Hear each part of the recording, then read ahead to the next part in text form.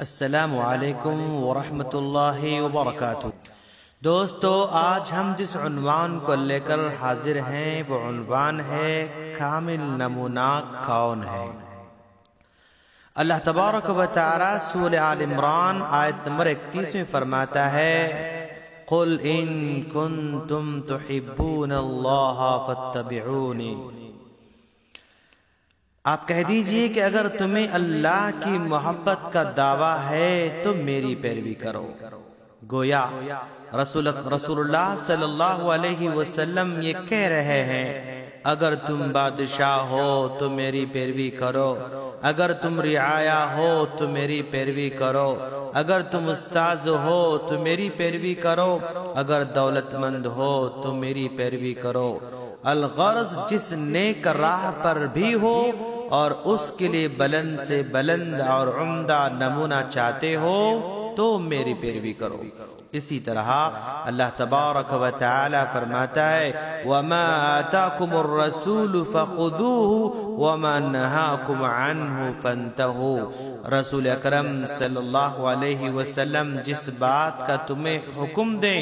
اسے کر گزرو، اور جن چیزوں سے روکیں ان سے رک جاؤ۔ دوستو، چاہیے تو یہ تھا کہ ہم اپنی زندگیوں کو سیرت رسول صلی اللہ علیہ وسلم کی روشنی میں سنوارنے اور نکھارنے کی کوشش کرتے، اور یوم میلاد کو یوم محاسبہ قرار دے کر یہ معلوم کرتے کہ زندگی کے شعبوں میں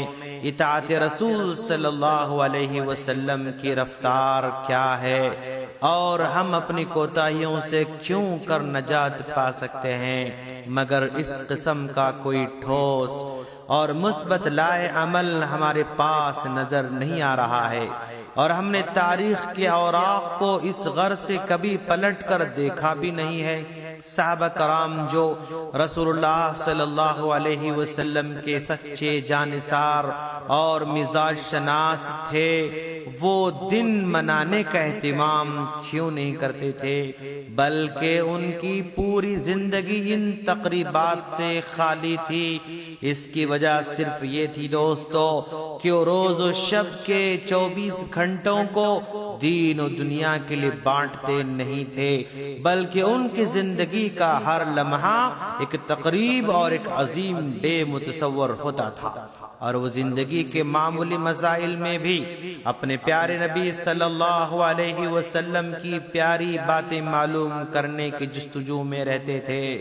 اور صرف یہی فکر انگیز روشنی ان کے قلب و نظر کو جلا بخشتی تھی۔ آج کے حالات اس بات کے متقاضی ہیں کہ رسول اللہ صلی اللہ علیہ وسلم کی سیرت کے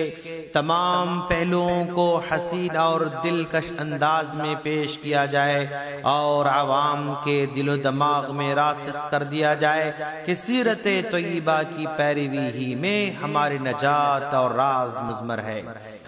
اور یہ پیروی صرف زندگی کے کسی ایک پہلو میں نہ ہو بلکہ پوری زندگی صرف اسی ایک سراج منیر سے منور ہو۔ دوستو، ایک ایسی شخصی زندگی جو ہر طائف انسانی اور ہر حالت انسانی کے مختلف مظاہر اور ہر قسم کے کامل اخلاق کا مجموعہ ہو تو صرف اور صرف جناب محمد رسول اللہ صلی اللہ علیہ وسلم کی سیرت ہے۔ اگر دولت مند ہو تو مکہ کے تاجر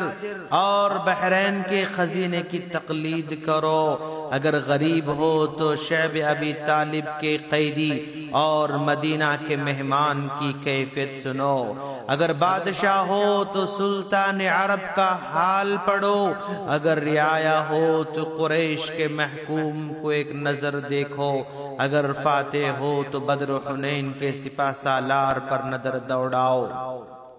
اگر تم شکست خوردہ ہو تو احد سے عبرت حاصل کرو، اگر تم استاذ ہو معلم ہو تو صفا کی درسگاہ کے معلم کو دیکھو، اگر شاگرد ہو تو روح الامین کے سامنے بیٹھنے والے پر نظر جماؤ، اگر واعظ ہو ناصح ہو تو مسجد نبوی کے ممبر پر کھڑے ہونے والے کی باتیں سنو، اگر تنہائی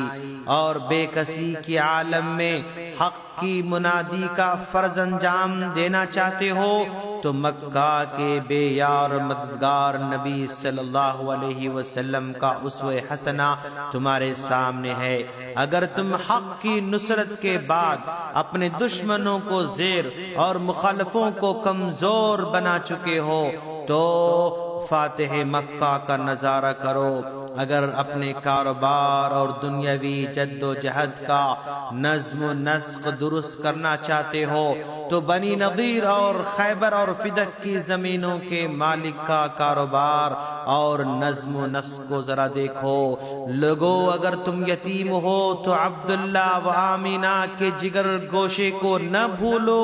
اگر تم بچے ہو تو حلیمہ سعدیہ کے لاڈلے کو نہ بھولو۔ اگر تم جوان ہو تو مکہ کے ایک چرواہے کی سیرت ضرور پڑھو۔ اگر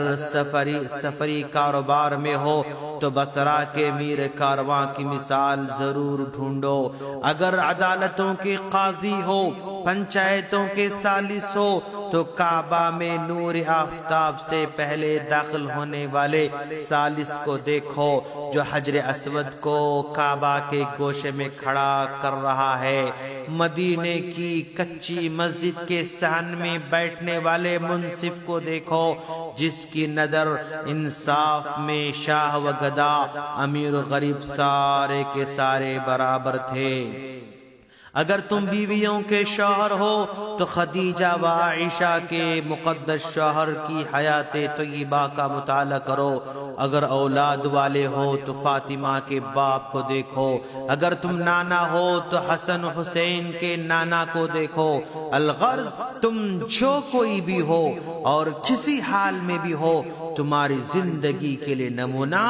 تمہاری سیرت کی درستی و اصلاح کے لیے سامان، تمہارے ظلمت خانہ کے لیے ہدایت کا چراغ اور رہنمائی کا نور جناب محمد رسول اللہ صلی اللہ علیہ وسلم کی جامعیت کبریٰ کے خزانے میں ہر وقت اور ہمہ دم مل سکتا ہے۔ یہ ہے جناب محمد رسول اللہ صلی اللہ علیہ وسلم کی سیرت مطہرہ کا وہ جامع تصور۔ اسی تصور کو اپنانا اور حفظ جاں بنانا سیرت کی تقریب کا اصل مقصد مدعا ہونا چاہیے، اور اسی روشنی میں ہمیں اپنے کردار کا مکمل طور پر جائزہ لینا ہوگا۔ ہم اللہ سے دعا کرتے ہیں کہ باری تعالیٰ وہ ہمیں اپنے نبی کا سچا پیروکار بنائے اور اپنے لیے کامل نمونہ جناب محمد رسول اللہ صلی اللہ علیہ وسلم کو ہی بنانے کی توفیق عطا فرمائے۔ السلام علیکم ورحمۃ اللہ وبرکاتہ۔